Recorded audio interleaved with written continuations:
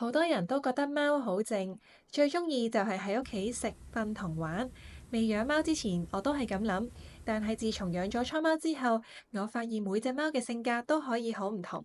記得喺疫情嗰陣，香港好多酒店都有推出寵物 staycation plan。我哋嗰陣時就貪得意帶倉貓去 The Murray staycation。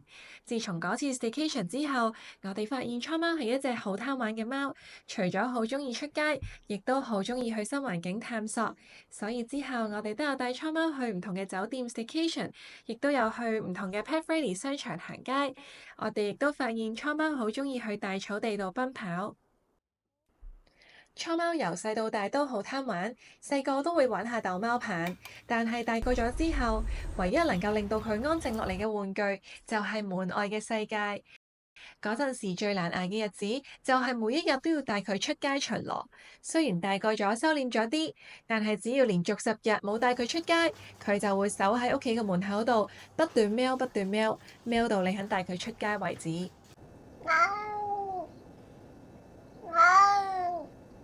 隻貓，隻貓，你想出街啊你？係啊，好想出街啊！你做咩要出街咧？出去搵嘢食？你返工啊又要？要返工啊？嚇？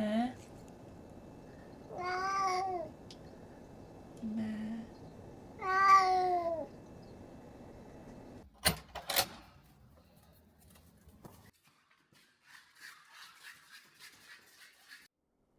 準備搬去澳洲嘅時候，我哋心裏面其實有個天真嘅幻想，就係如果間屋變大咗幾倍，由350尺變到2000幾尺，咁空間應該大到夠佢玩啦啩？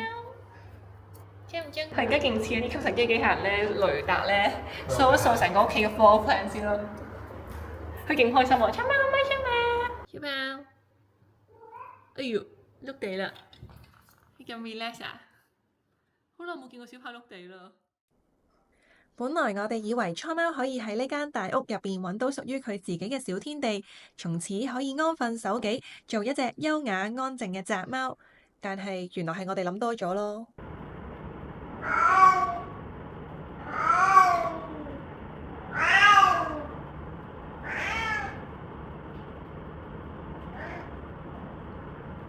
佢勁似過度活躍症嗰啲咧，自己同自己講嘢咯。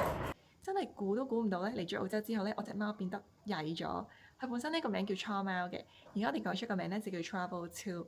咁因為咧佢而家每一晚咧，佢都好中意喺我哋臨瞓前啦，或者係瞓緊覺嘅時候咧，入嚟我哋間睡房度抄我哋嘅窗簾啦，嘗試叫我哋起身，同埋佢仲會不斷喵。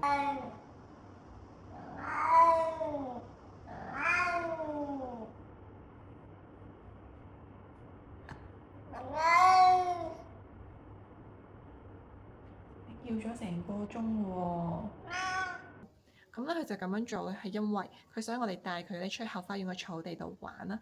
咁去到琴日咧凌晨4點半，我都真係仲未瞓到㗎。佢 keep 住喵，因為冇辦法，我就唯有咧閂住我個房門啦。咁都瞓到覺嘅叫做，但係去到今朝早起身啦，出嚟啦，聽到佢又開始叫咯。咁我就唔理佢啦，費事俾反應佢，等佢即係覺得有求必應咁樣。咁跟住佢就開始打小炮咧，去攞 attention 啦。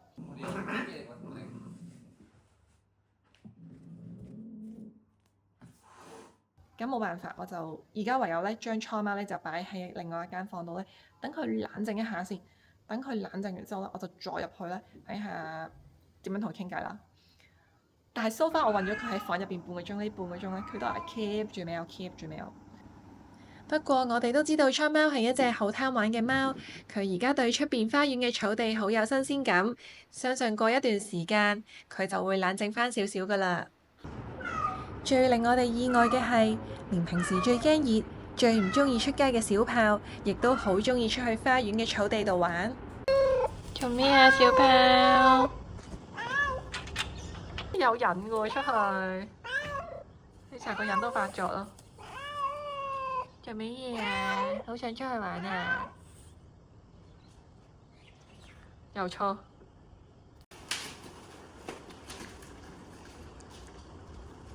你終於氹到人咧，帶佢出去啦。OK。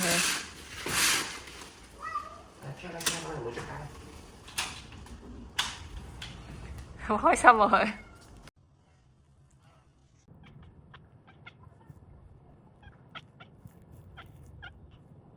見到倉貓同小豹咁識得享受澳洲嘅陽光同草地，成日都會同我哋撒嬌，叫我哋帶佢哋出去玩。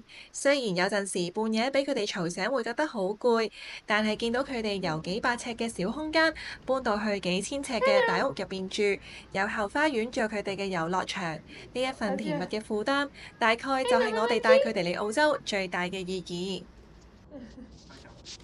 一路放貓，一路收衫，呢個就係澳洲生活。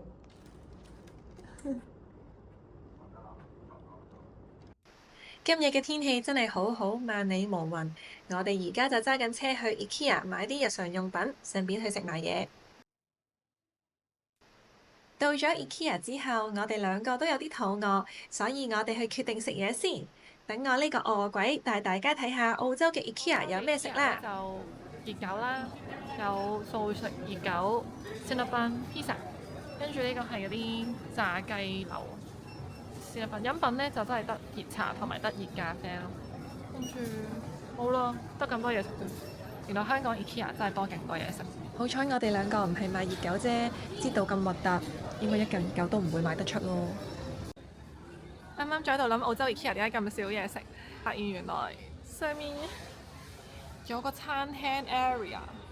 仲記得喺樓下食完熱狗，準備上去行街買嘢嘅時候，突然之間見到上面仲有一個餐廳區，我真係勁開心啊！因為其實喺香港我都係一個 IKEA 嘢食嘅 fans，有一段時間我係勁鍾意去 Megabox IKEA 度食嘢。就咁睇呢，我覺得香港 IKEA 小食部同餐廳嘅嘢食選擇呢，係比澳洲呢邊係多嘅。唯一呢，澳洲 IKEA 有樣嘢係值得加分嘅呢，就係佢哋嘅餐廳係有埋早餐可以食嘅，而且唔使10蚊澳紙就可以食到一個早餐。如果有機會嘅話，我都真係想試下。因為我哋啱啱食熱狗都食到有啲飽，所以淨係嗌咗一份肉丸、蒜蓉包、Apple Cake 同埋一杯飲品，成為澳元23蚊。經過我哋兩個嚴密嘅試味，我哋兩個宣布澳洲 IKEA 肉丸同香港嘅肉丸係一樣味㗎。呢個係 black tea with lemon flavour， 都係可以任 refill 嘅，好飲，有茶香同埋少少蜂蜜嘅香味，但係唔甜咯。因為我哋夜晚約咗人，所以食完嘢之後就匆匆忙忙去買嘢啦。繁忙嘅日子真係過得特別快，去到 weekend 梗係要同朋友同埋貓去沙灘度 chill 下啦。